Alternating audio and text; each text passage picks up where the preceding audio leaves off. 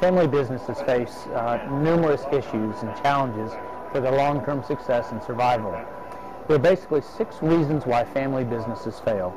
The first reason is the concept, a poor concept, a concept that does not or will not last long into the future. Think in terms of the dot-com bubble, where a lot of companies went broke. The second reason why family businesses fail is that they have inexperienced management. This, by the way, does not mean gray hair and years and years of working in the company. What it actually means is the experience of having worked in numerous positions in numerous capacities and had success in several different enterprises, where you bring some skills and talents that you've learned on the outside to your particular family business.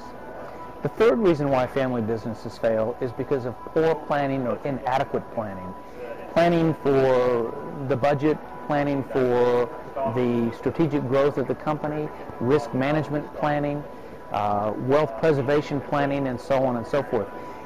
It is not necessarily the step of putting a pencil to a sheet of paper planning, but it's the idea that the management is sophisticated enough to think about what do we need to be taken care of for the future.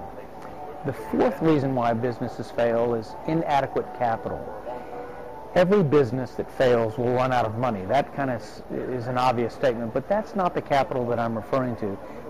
The issue of inadequate capital is that you have a great opportunity to maybe buy a competitor, to buy into market share, and you don't have the capital to do that, or you don't have the capital to put up a valid defense program in light of a lawsuit, or you can't really roll out your new product because you haven't reserved enough money.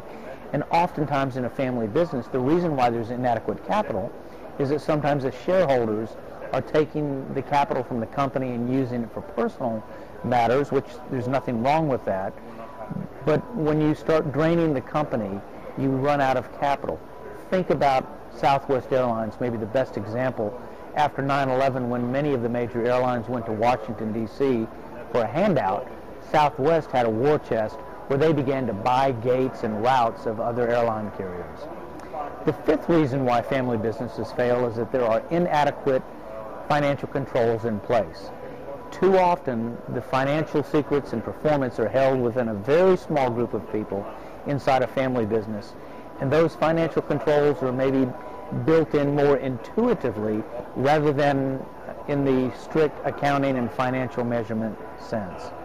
And the sixth reason, which is far more common in a family firm, is what I refer to as the family effect. And that is family issues that are impacting the business. And so the clarity of, are we acting as a business or are we acting as a family, and the definition of when those two things, family or business, is not clear between the shareholders.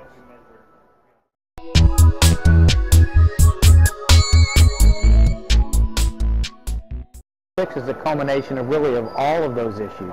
That in a family business, oftentimes, yes, it's concept, planning, management, capital, financial controls, but when you have a higher sense of governance, if you will, which is nothing more than a systems of procedures and policies and an agreement about how we're going to operate our company, oftentimes family businesses have weak governance, and therefore they're subject to this family effect, which we may be using the business to solve a family problem, or likewise, maybe conversely, using the family to solve a business problem, and maybe that's really not the way to go.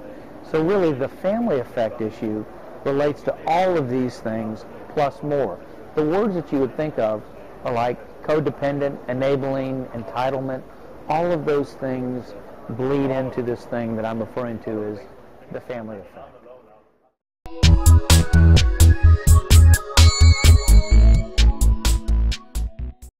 Well, it's not something you talk to a family about the very first time, because this is a very uncomfortable mirror to hold up to the family. If they've been enabling, or they are codependent, or they are acting and developing an environment that is built on entitlement for the children rather than merit.